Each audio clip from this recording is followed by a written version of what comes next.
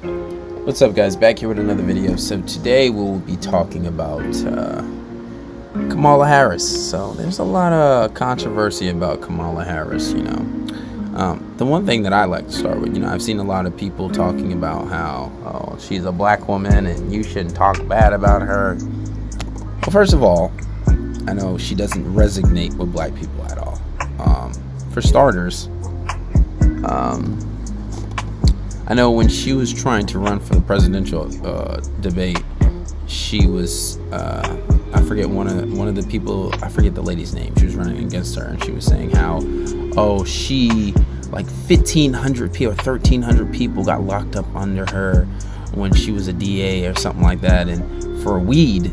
And then when she was on a Breakfast Club, she was like how she in college she was smoking weed, listening to Snoop Dogg, pardon me, and Tupac, but their first albums wasn't even out when she was when she was in goddamn college or fucking high school, whatever the hell she said.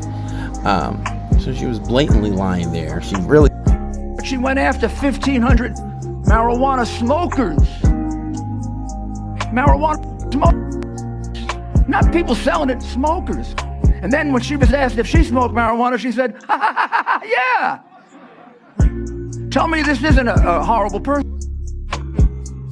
She went after 1,500 marijuana smokers. Marijuana smokers. Have you ever smoked? I have. Okay.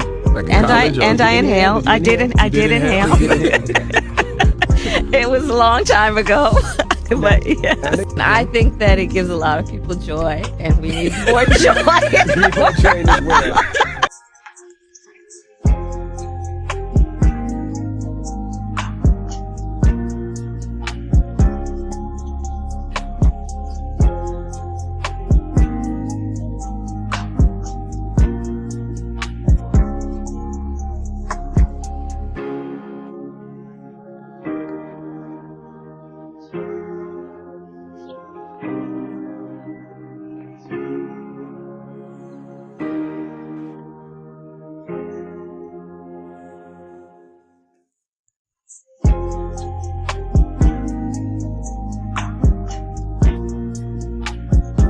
there. She really does. She probably never listened to hip hop a day in her life. And then when she was sworn in as senator, she was sworn in as an Indian American.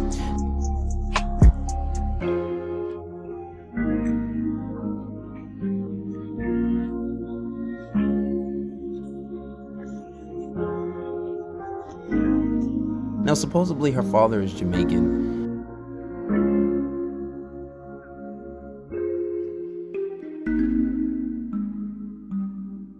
When she was running against Joe Biden, she was calling Joe Biden, what was she? She was saying that he was a rapist, he was racist, and then you just decide to be his vice president? Like,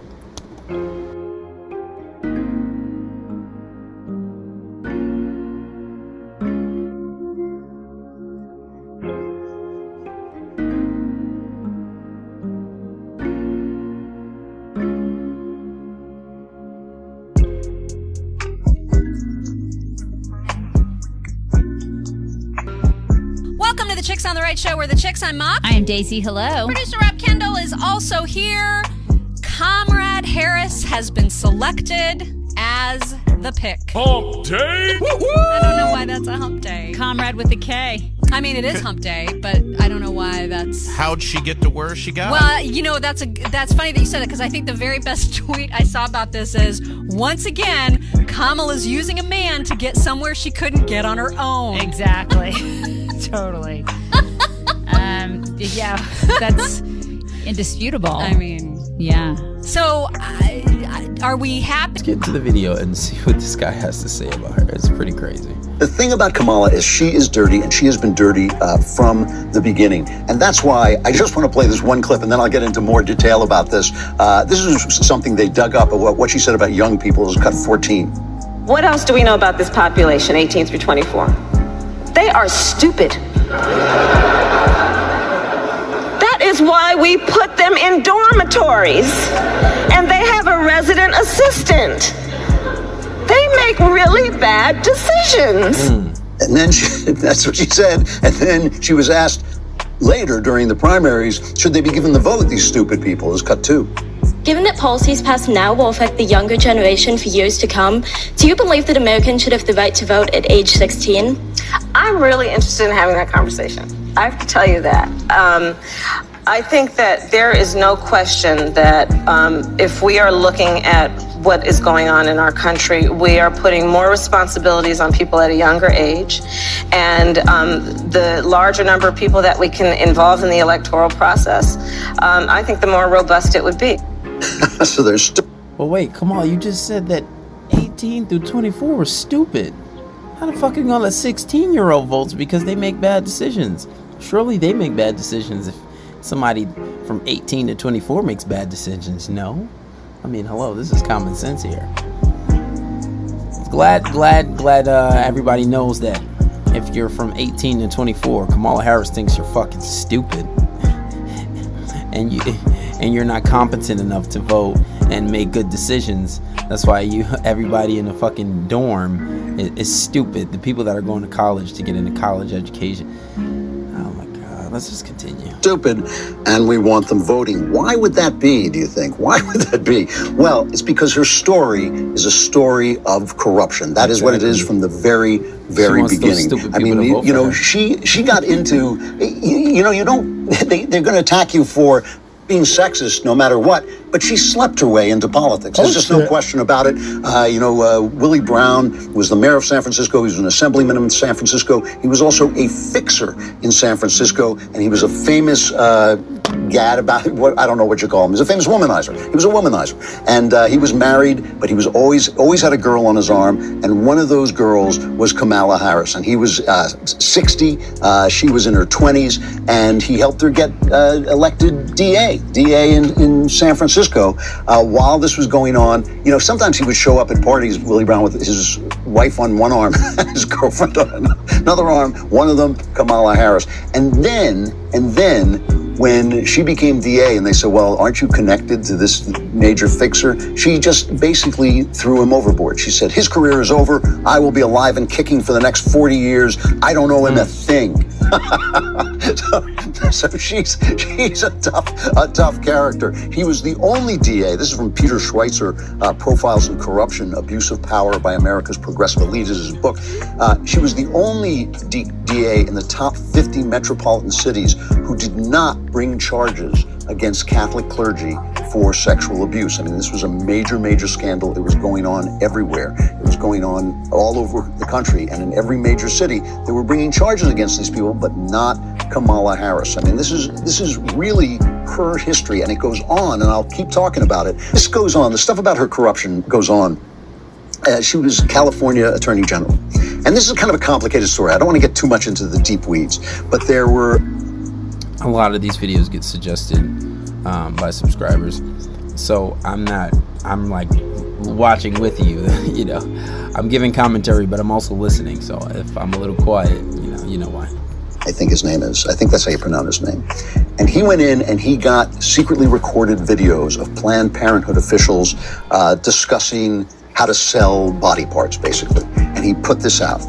And so instead of investigating Planned Parenthood, she went after the guy. She went after the guy who got the videos. He's gonna play the clip,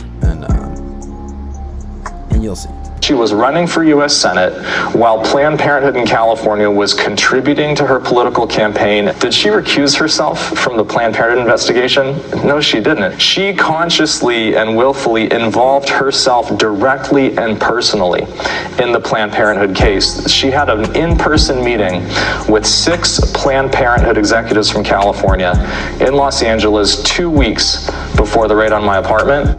And then he talks about the way she came after him. It's got 7. It's crazy. Kamala Harris, in my experience, I've been on the receiving end of her abuse of power and her pattern of targeting Americans who have viewpoints that disagree with her own, targeting them and using her powers of office to try and punish them for viewpoints that disagree with hers. If you were an animal rights activist, you could do undercover video to expose how animals were being treated, and Kamala Harris praised those activists and used that video for her agenda as Attorney General. But if you were an undercover journalist investigating Planned Parenthood and investigating the abortion industry, trafficking baby body parts, then Kamala Harris wanted to silence you, wanted to intimidate you, and wanted to make sure that your message was punished and didn't get out there to the... Doesn't prosecute corrupt priests. She doesn't prosecute police officers either who have stepped over the line.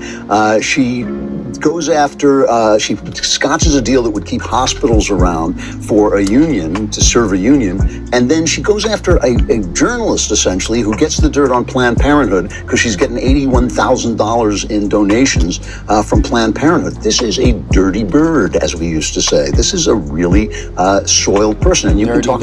So the first thing I want to go over is, again, Kamala Harris, and if you missed my second video from yesterday, I spent quite a bit of time talking about a video that I'd made way back in 2019 about Kamala Harris's ties to Planned Parenthood and how she targeted that brave hero journalist David DeLita out in California, who exposed the fetal body part sale that the Planned Parenthood was involved in. But here's some more interesting information. Maya Harris, who's the sister of Kamala Harris, has a Podesta connection in Hillary's pizza party on April 10th, 2016. So this is now with the WikiLeaks revelation from Pizzagate. This was an email from John Podesta back in 2016. And he's writing this and says, Hillary pizza party, April 10th, should work. On Wednesday, March 9th, 2016, Tony Podesta wrote, John, hosting a pizza party at Belmont for HFA on April 10th. Maya Harris is joining, but needs you. Can you come? Thanks much. And remember, we know what pizza was code language for. If you